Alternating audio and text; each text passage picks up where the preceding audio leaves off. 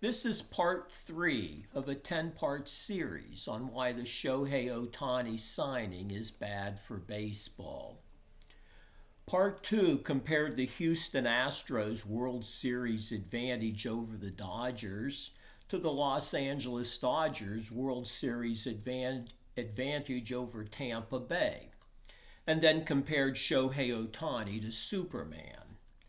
This blog will extend that superhero comparison and then discuss the situation of Pete Rose as we provide background information for yet another comparison.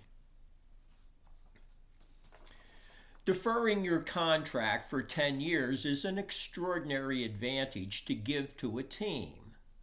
And Ohtani gives this extraordinary advantage to, of all teams, baseball's winningest team over the last decade. Shohei Ohtani is being ballyhooed as the greatest baseball player on the planet. Maybe he is. If true, it's as if Superman arrived on Earth and had a deep love for the game of baseball. Then he signs on to play with the best team, a winning team that already has Batman and Robin on its roster. But for this new breed of Superman, joining Batman and Robin isn't enough. Superman defers his contract, allowing his already dominant team to dodge the luxury tax so they won't be hampered in recruiting Spider-Man and Wolverine to join them. This isn't exactly the type of hero we read about in our literature. Joe Hardy from Damn Yankees didn't sell his soul so he could join the winningest team. Roy Hobbs, the natural, played in the movies by Robert Redford, didn't give his services to an already dominant team.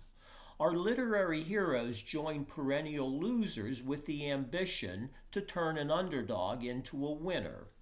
Even the real-life Babe Ruth did not join a Yankee team accustomed to success. The Yankees had never been winners before the arrival of Babe Ruth. Babe Ruth, through his on-the-field skill as a player, helped transform the Yankees into a winner. But Ohtani isn't following in the footsteps of Joe Hardy, Roy Hobbs, or Babe Ruth. Ohtani joins the winningest team and then defers payment on his contract for 10 years so that his star-laden squad can go out and recruit even more stars, while disregarding the fact that Tampa Bay and all the other small market teams could use their share of the luxury tax money that the Dodgers and Shohei are dodging.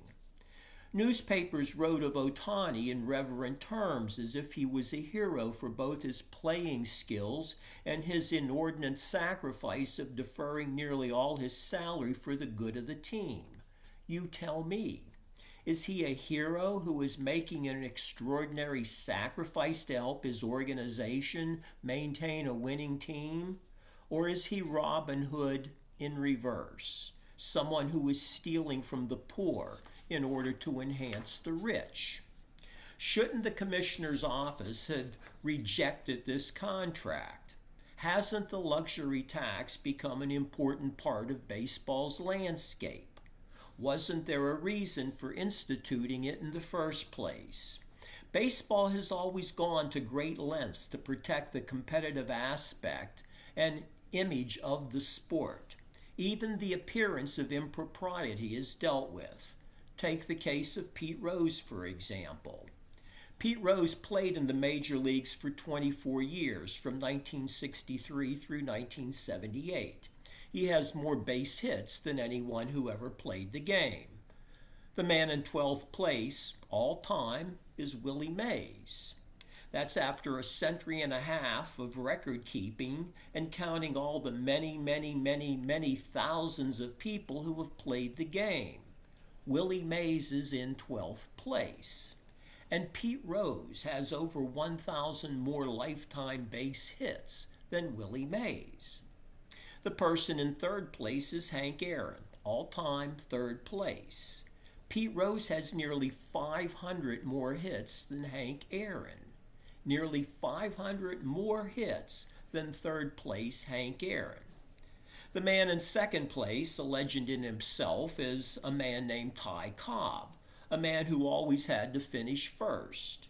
But he's not number one, at least not in lifetime base hits. Pete Rose is. Rose surpassed Cobb by 65 hits, which is a lot of base hits. Rose didn't just beat the record, he demolished it. In addition to his 4,256 lifetime base hits, Pete Rose is also a 3-time batting champ and 17-time All-Star. His list of accomplishments extends on and on. Get this. Rose has been ruled permanently ineligible from participating in Major League Baseball because he bet on games when he was a player manager. He has also been denied entry into baseball's Hall of Fame, an honorific given to baseball's greatest players and most significant personages. Let me repeat. Pete Rose, the man who has more lifetime base hits than anybody in the history of the major leagues, is not in baseball's Hall of Fame because he compromised the integrity of the game. Pete Rose has admitted betting on baseball games, but also states that it never affected his on-the-field performance. This seems to be an obvious truth. The alternative would be that as great as Pete Rose was, he should have been even greater. Exactly how many more base hits does anyone think Pete Rose might have had? Does it even make sense that Pete Rose gave away base hits right when he was chasing the record? Furthermore, once he was on base or in the field, his intense playing never abated, so much so that his peers called him Charlie Hustle. They didn't call him Charlie Dumb Hustle or Charlie Over Hustle or Stupid Outs Charlie. Pete Rose gave it his all when he was on the field. Suffice to say, Pete Rose did not bet against himself or against the team he played for. But even if he did, and he didn't, does anyone think that Pete Rose would prioritize winning a bet over a base hit, or a great catch, or a hard slide into second base? It's the end of the third blog. The fourth blog will extend the Pete Rose conversation to include Ohtani's deferred contract, and we'll end with a discussion on Barry Bonds on the way to making yet another comparison. Thank you.